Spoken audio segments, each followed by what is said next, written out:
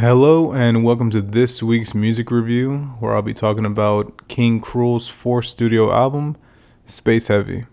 So this album actually came out back in June, but I actually had the pleasure of seeing these guys play this album live about 2 weeks ago. So I decided, give my thoughts on it because it's a record that I really enjoy. I've personally been a longtime King Krule fan. I've been listening to his stuff since 2013. Songs like Borderline, Rock Bottom, as well as Out Getting Ribs are all songs that I used to jam a lot growing up. But like whenever I was in high school in 2014, 2015, I used to walk around the school jamming it in between classes. But yeah, like I mentioned, I'm a big fan of the band. The fact that I got to see them play live earlier this year or 2 weeks ago was fantastic. Seeing my boy play up close was like really incredible, really special. Fantastic set. The lighting at White Oak Music Hall, shout out to them at White Oak Music Hall, was like phenomenal, bro. Really like enhanced the experience like tenfold. So before I get into the album itself and each track, I did want to talk about a quote that I read on Wikipedia of all things, so take it with a grain of salt, but it seems like a consistent thing amongst fans about this album, and I'll go ahead and read it to you guys real quick.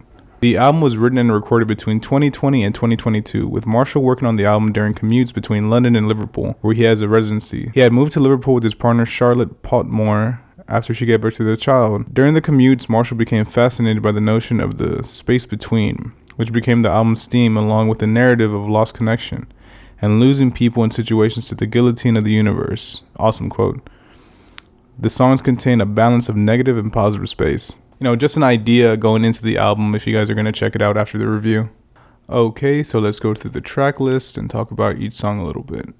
Okay, so the song Film Seer opens with these heavy ass synths, like immediately just kind of like hits you right out the bat with like these heavy synths, and then it goes into the guitar, very melancholy, sad vibes, which I talked about earlier, or I think last week on the Tizo review, how outside of the music, Archie or King Krule, however you guys want to call him, he seems like a very happy-go-lucky, kind of friendly, always smiling kind of guy, but his lyrics are so heavy, no pun intended, and it often made me wonder where that kind of comes from, you know what I mean? And I'm sure he struggles with depression like most of us do, as well as the quote that I read earlier about the transportation and how, he kind of wrote this album while traveling in between Liverpool and London. The opening line as well, she said, "It seems like these days merge as one," which honestly, personally speaking, post-COVID, I just feel like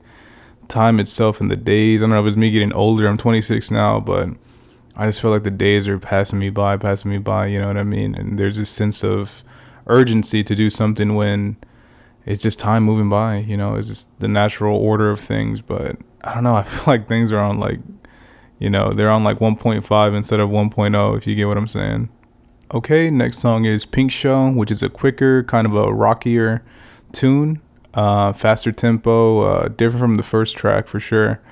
It kind of reminds me of Emergency Blimp off of the Ooze. That kind of like rock, it's almost like I want to say classic King Krule, because it's like I don't know, it just reminds me of seeing like a band in a club or something like that, you know what I mean? That kind of quick tempo, almost punkish, you know what I'm saying? I almost want to describe the song as like a little punky. I do want to mention the saxophone on this song, who performed it, I forgot his name, but man, him performing this song live, and the saxophonist for this song specifically, and throughout the whole set, really was like, he did some vocals as well during the set, and he was just full of energy. Let me look up his name real quick. Ignacio Salvadores, which is the saxophonist, which did a phenomenal job on the track as well as live in person. The next song is Seaforth, which was the first single off the album, and honestly probably my favorite track on the whole record. It's just a real chill, it's just a real beachy song. If that's even a description, just reminds me of the beach. I love going to the beach. It's very relaxing to me. In times of stress, I always feel like I need to be, near water or sand. I'm not sure what the fuck that is, but it definitely like, calms me if anything. And for me, as a longtime King Krule fan, this track stands out as like the most different to me. I don't know if it's the melody or the tempo, or the instrumental even. I don't think the instrumental, because I could see on other records kind of similar instrumentals, but yeah, I don't know if it's the melody or what. It just seems so different from what I'm used to as a King Krule fan. Most of his stuff is very, very heavy, but this has like I don't know. It's like it's almost like a cute. You know what I mean? It's a bit cuter than the other songs that I'm used to. His music is incredible. His voice is one thing I want to say for newer viewers who have never listened to their music before. His voice is like really, really unique, super heavy. And if you look at him, he looks like a regular guy, but he has this deep, deep voice. Seeing it live was incredible, but on, through headphones and playing it out loud is like definitely a staple of their sound. Okay, so the next song is That Is My Life, That Is Yours, which is a much, much slower song compared to Seaforth. In tempo, in lyrics, everything just seems really slowed down and really measured for this song. And it actually ends with a really, really nice instrumental. Next is Tortoise of Independency, which has that classic King Krule guitar, which on my notes I had wrote down, it reminds me of like the ocean, which is funny because I mentioned how much I love the beach earlier.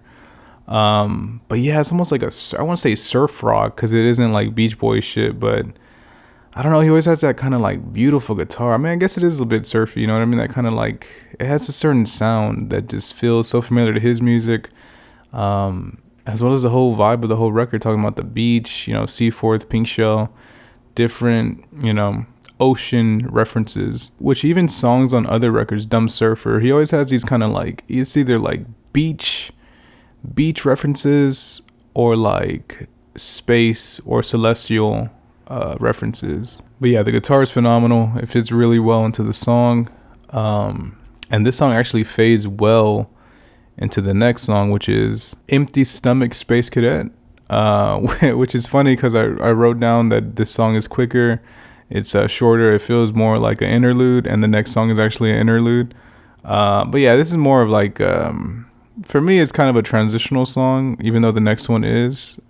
For me, this one just felt, it didn't stick with me as much, to be honest with you, in terms of the lyrics, but instrumentally, I think it fits well into the rest of the album. And he always does this good job of like having all the songs. He's an artist specifically that when I play a song from him, I'm usually playing the whole album, you know what I mean? And I don't know if this is a compliment or a negative or a positive, but whenever it rains, I would always play the Ooze whenever, like, before this album came out and before Man Alive came out, which I think is phenomenal as well. I would always play the Ooze, bro. I don't know what it is, but every time there would be like a drop of rain in my car, King Krule, right away. He just has that vibe of like, I don't know what it is. I say isolation, but yeah, he just has this real like, I almost want to say a earthy vibe or seasonal, vibe to him. I could jam out all the times, there's songs that he has that I could listen to all the time, but in terms of a mood, he has very moody music. The next song is the interlude that I spoke of earlier, Flimsy, which actually you could hear children speaking or a child speaking in the song. So I don't know if I'm assuming that's his child that he had. I know he became a father during COVID or during 2020 and 2022. I always think it's cool whenever artists include their children as like a little voice note, or like West Side Gun does it a lot with y'all still broke, he always has like her say like a line or two about just pretty much dissing all the poor people out there.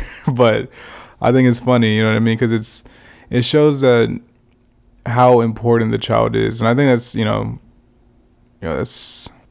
I think that doesn't need to be said, how important a child could be to you, but to include something that's so important to you into something else that's also important to you, and combining those two things, which is music, if you're an artist, and your child, I don't know, I always thought it was a cool thing to do. The next track is Hamburger Phobia, which is by far the best titled track on the album. It's a phenomenal name, Hamburger Phobia, and I actually pulled some lyrics from the song that I wanted to talk about. So there's two lines that I want to talk about. First is the one that says, "My lover turned to me, you don't deserve to be deserving me. You're just a waste of space." And it says, "And yeah, that's harsh, but a valid thing to say. She kicked me out the car, the heavy traffic in my brain." Which specifically the second one, "She kicked me out of the car to heavy traffic in my brain," I thought was phenomenal. Like, you go through a breakup or you go through some issues with your partner and you guys, or say, you know, we should not be around each other right now, and you're just kind of stuck with your thoughts. You know what I mean? Heavy traffic being, you know, the traffic you see outside, but all mentally. I don't know. I like that play on words. I like that line that he gave. Because Lord knows I've been through that as well. You know what I mean? Just driving around and there's not necessarily traffic, but your thoughts are very, you know, congested. Okay, so the next song is from The Swamp. And I really like the tempo of the drums on this track. Really nice tempo, really nice beat. And it kind of ends abruptly, honestly, which reminds me of like the songs that he does live, or reminds me of like his live set, if anything. As well as the intensity, how like he could be singing this kind of like, he could be here, I want to use this hand rather, he could be here the whole song and then jump real quick and just yell, you know, belt out to like a very intense yell, which I've always enjoyed about his music. How he's able to go from 0 to 100 like, you know, really quickly. But yeah, the song ends abruptly. Totally recorded like the second half or the rest of this album, you know, the review of the rest of this album, and I wasn't recording at all. The camera was rolling, but my audio thingy wasn't, so that's nice. You know, that's nice. But anyway, the next song is Seagirl, which I wonder if it's a play on Seagull, Seagirl, featuring Ravina, which is the only feature on the album. Thought she did a fantastic job mixing well with Archie. Excuse me. Thought she did a good job mixing well with Archie. Them going back and forth was nice, very vibey, very intimate, you know, especially listening to this on headphones. It sounds real relaxing. It literally feels like it's kind of like, I don't even know, it feels like you're just immersed in this world that he's created with these heavy melancholy kind of sounds, you know. The lyrics aren't, it's funny because he has this ability to just say words. His lyrics remind me of like spoken word or poetry, really. I mean, it is poetry, his lyrics, but like specifically spoken word, that accompanied by the instrumentation just sounds, it's a beautiful mix, and Ravina does a fantastic job. I mean, she really knocks it out of the park with this feature. After that, we have Our Vacuum, and he kind of switches his vocal delivery throughout the song, where it's kind of the, you know, the beginning of it is kind of like fitting the rest of the album, and then towards the middle, heading towards the end, he kind of does this different variation on his voice. It's almost as if he's talking on the phone or kind of further away from the mic. See what I gotta fucking deal with, bro. I hate that shit. I mean, it's almost as if he's talking away from the mic or even on the phone, kind of. And then the last lines he delivers are in this more higher pitch on his voice, which is super strange to hear because usually, you know, if you listen to his music, his voice is very, you know, deep, you know. After that, we have the title track, Space Heavy, which I actually pulled some more lyrics from that I'm going to bring up right now. This is kind of a long annotation, an unreviewed annotation, so take it with a grain of salt, but I thought it was interesting. The line that I pulled was, she held out her hand unspoken. I refuse to be saved, my plastic straw. And then he keeps going on, my plastic straw, more intense. And the unreviewed annotation says, by their memory of the girl holding her hand outspoken, King Krule has the opportunity to address his emotional baggage when the thought presents itself. But instead, Marshall chooses to choke back the feelings, as he has at other points on the album, such as on the track From the Swamp. Rather than accepting the hand, aka addressing his emotions, to pull him out from the oily lake of misery depicted in verse 2, Marshall opts to drink his way out with the plastic straw, a decision that was also alluded to in the prior verse. Drinking your way out of a lake with a plastic straw is obviously a completely useless and futile practice, especially when choosing that over accepting the hand to pull him out. But doing so, it says in parentheses, and making the comparison, represents the knowing but oh my god, this word fucked me up earlier in the first take. Represents the knowing volatility with which Marshall is handling his emotions. That last sentence always fucked me up, especially in the other one too. But I could relate to this shit a lot, honestly. Like, plenty of times that I'm with other people and I'm kind of like, you know, lighting up the mood, cracking jokes, trying to make everyone comfortable, especially like with podcast guests that I have over, or even friends, you know, for that matter, whenever I'm hanging out with some friends. But there are times where I have to like step away and deal with some shit. And sometimes that kind of boils over where like I'm visibly, not there, or I'm visibly not the person that they're usually like used to emotionally, rather. Most of the time I'm a pretty chill, calm guy, especially amongst my peers. But whenever I'm visibly like out of it, or kind of like, they can tell when my vibe is off because it's very clear. And oh, is everything okay? Everything all right? And I'm always kind of like, yeah, no, I'm straight, bro. I'll be all right. And, I should probably take them up on like the help, or, them wanting to hear me out. I don't know. It's always been something I struggled with, kind of suppressing those feelings and not really acknowledging them and accepting them unless I'm on my own. If I'm in my room, I have no problem like doing it there. But sometimes at work, sometimes in public, the feelings just hit you out of nowhere, and rather than kind of avoid it, maybe it's best to acknowledge them and recognize what you're going through and move forward. After that, it's If Only It Was Warmth, which is a really interesting song where he keeps using the word disappointed, and it kind of brings me back to the rest of the album where there's this sense of like dread, this sense of disappointment, being let down. And I talked about him mentioning the commute earlier, being from London to Liverpool, being a big influence on the album. I'm curious I wonder if that disappointment comes from internally himself, or if that comes from externally, things that he sees out there. Because I know on another song, I forgot what song it was, they mentioned the stuff he was watching or stuff he was seeing, racist police, stuff like that. So I don't know if that disappointment, if it's him like being disappointed in humanity, or if it's his own like personal disappointment, or maybe a mix of both. I just found that was like kind of a reoccurring theme, being let down, letting someone down, is kind of throughout this album a lot. Okay, the final song is Wednesday Overcast, which I did pull some other lyrics from that I want to mention. And I also wanted to mention this one right here.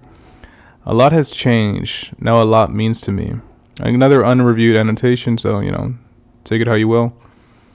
But it says, it's been almost 10 years since Marshall's debut as King Krule. I'd rather not go into his personal life, but just that the trajectory from 6 Feet, which is his first album, to Space Heavy, which is the latest album, shows significant change in style and prose, I don't know, for Marshall. It goes on to say, it is known that Marshall has a daughter now, and with that comes new maturity and growth in his values and what he values. He's no longer that 19-year-old teenager from 2013. He's an adult who embraced normalcy. He no longer seems to sink lower, as on Biscuit Town, but is at sea level with the rest of us, doing his best to get by despite the lingering depression, which the lingering depression line kind of got me, you know what I mean? Phenomenal annotation. Like I said, I don't know. It's unreviewed, so I'm not sure how, other King Krule fans are taking that. I thought it was good, man. It gave me a sense of direction on where he's going from this point on, you know what I mean? He kind of has this 3-year window where he'll do like the Ooze 2017, and then Man Alive 2020, Man Alive 2020, and then 2023 Space Heavy. So there's kind of like 3-year cycles that he goes through when releasing albums. But yeah, I mean, this album kind of left me wanting more, obviously, because I love his music, but also being curious as to like, what is he gonna do next? How is the next album gonna sound? After seeing him live, his catalog is becoming really, really good. And if you enjoyed this album, I recommend going back to his other stuff, as well as checking out the album You Heat Me Up, You Cool Me Down, which is a live album he released, I believe, in 2020 something. It's a live album. Phenomenal. If you like wanted to see him live and you couldn't for whatever reason, I highly recommend listening to that album. It's really, really nice, man. It's really nice to listen to out loud or on headphones. You really feel like you're in the audience. And listening to the album before and then going to see him live, very similar, very similar vibes in terms of like his stage presence, his show. You could tell that he has just like, I don't know if it's his voice or what, but it just holds a lot of weight on stage. But yeah, guys, that's going to do it for this week's album review. I enjoyed this a lot. I mean, definitely saved the whole album in my catalog when I listened to it back in June. Like I said, going back to it was really fun. Yeah, this guy's phenomenal, man. I really think he's very, very special. I believe he's 28, 29 now. So he's still incredibly young. I hope he makes, 100 more records because he's really talented and he's someone I always look out for, man. I don't know if this got cut because I totally lost the fucking second part of this and I had to re-record everything. But his music is such a mood. You know what I mean? He has very moody music. The album The Ooze, I played a lot personally. Whenever it rains, I'll go ahead and play that album. And I'm not, even if I'm not necessarily sad or going through something, it just sets a tone with the rain dripping on my car, with the raindrops on my car. Everything just like fits perfectly. You know what I mean? It's perfectly for a commute, especially if you're driving and it starts raining. I definitely recommend. And if it's at night, dude, even better. You know what I mean? But yeah, that's gonna do it for this week's review. I appreciate you guys so much for sticking with me. Go ahead and leave a like. Check out the podcast this week or last week. Write down a comment. What did you think about the album? You know, how do you feel about King Krule? Do you listen to him? Do you not listen to him? What are your opinions on him? Let me know what you think, man. Share this video if you have the chance to, if you know someone who is a fan of King Krule. And that's going to do it for this week's review. Until next time, guys, peace. And I'll see you soon.